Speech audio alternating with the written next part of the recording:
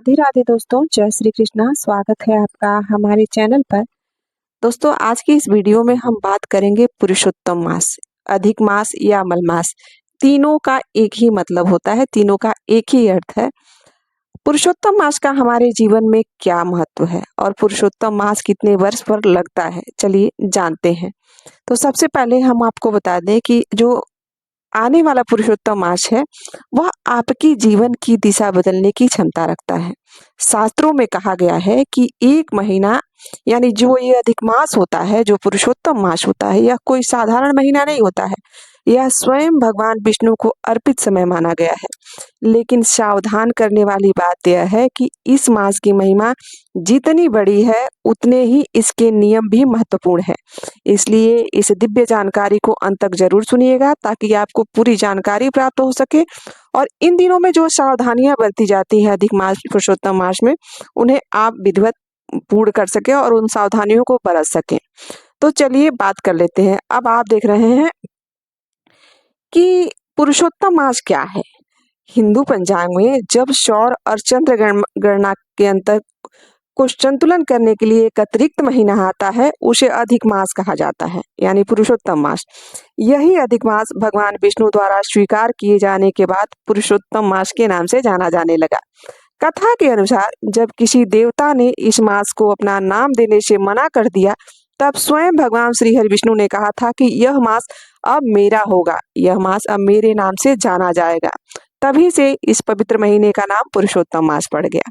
अब बात कर लेते हैं कि यह समय खास क्यों होता है। यह महीना आत्मशुद्धि, पाप क्षय और ईश्वर से सीधा जुड़ने का दुर्लभ अवसर बताया गया है। शास्त्रों में कहा गया है कि जो पुण्य इस मास में मिलता है, वह सामान्य समय में कई गुना अधिक होकर रहता है और इस महीने में किया गया जो भी पुण्य कर्म होता है, जो भी पुण्य कार्य होता है, उसका कई गुना फल प्राप्त होता है। अब जानेंगे कि पुरुषोत्तम मास में हमें क्या करना चाहिए और क्या नहीं करना चाहिए। तो सबसे पहले जान लेते हैं कि हमें क्या नहीं करना चाहिए। ये जो पुरुषोत्तम मास होता है या अधिक मास होता है, इस अवधि में जो भी सांसारिक शुभ कार्य होते हैं, उन्हें नहीं किया जाना चाहिए। जैसे विवाह, गृह प्रवेश, मुंडन संस्कार, नया व्यापार शुरू करना या जनेऊ या अन्य वैदिक संस्कार जो भी होते हैं, उन्हें नहीं करना चाहिए। यह समय भोग का नहीं होता है, यह समय योग का होता है, साधना का होता है, ईश्वर के प्रति, ईश्वर से जुड़ाव के लिए होता है, भगवान की श्रद्धा के लिए होता है। अब जान लेते हैं कि इस महीने में हमें क्या करना चाहिए। तो यदि आप जीवन में सुख, शांति और सौभाग्य भाग्योदय करना चाहते हैं, तो ये कार्य अवश्य करें। सबसे पहले तो आप ब्रह्म मुहूर्त में उठिए, स्नान करिए। 1 महीने इस नियम को जरूर करिए और सूर्योदय से पहले स्नान करके मन और शरीर दोनों को पवित्र करिए। इसमें भगवान विष्णु की उपासना की जाती है। इसमें पीले पुष्प, तुलसी पत्र, घी का दीपक अर्पित किया जाता है भगवान विष्णु को और भगवान विष्णु के ओम नमो वासुदेव मंत्र का एक माला जरूर जाप करना चाहिए। इस महीने में तुलसी जी की सेवा जरूर करें। प्रतिदिन तुलसी जी को जल दीजिए, दीपक जलाइए, उनकी परिक्रमा कीजिए। इससे घर में जो दरिद्रता रहती है, उसका नाश होता है। इन दिनों में अधिक मास में कथा और नाम स्मरण जरूर करना चाहिए। भगवान का स्मरण, माला जप, भगवान की कथा, श्रीमद् भागवत पुराण की कथा, यह सब जरूर पढ़ना चाहिए, सुनना चाहिए। ये सब करना इन महीनों में, इस महीने में बड़ा ही उचित लाभ देता है। इन महीने में अधिक मास में यानी कि गर्मी के दिनों में, यदि गर्मी के दिन में यह पड़ रहा है, तो जलदान कीजिए, फलदान कीजिए, जरूरतमंदों को उनके उपयोग के लिए चीजें दे दीजिए।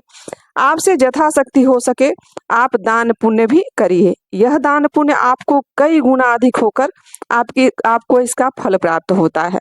हमारे शास्त्रों में बताया गया है कि यह महीना बार बार नहीं आता है, यह हर 4 वर्ष पर आता है। तो यह जो भगवान से सीधा जुड़ने का समय होता है, इस अवसर को बिल्कुल नहीं गंवाना चाहिए। यह आपके जीवन के दिशा बदलने का समय रहता है। यदि आप भगवान श्री हरि विष्णु की कृपा चाहते हैं, तो हृदय से एक बार ओम नमो भगवते वासुदेवाय का मंत्र जरूर जाप करिए और इन दिनों में इस मंत्र को जरूर जाप करना चाहिए।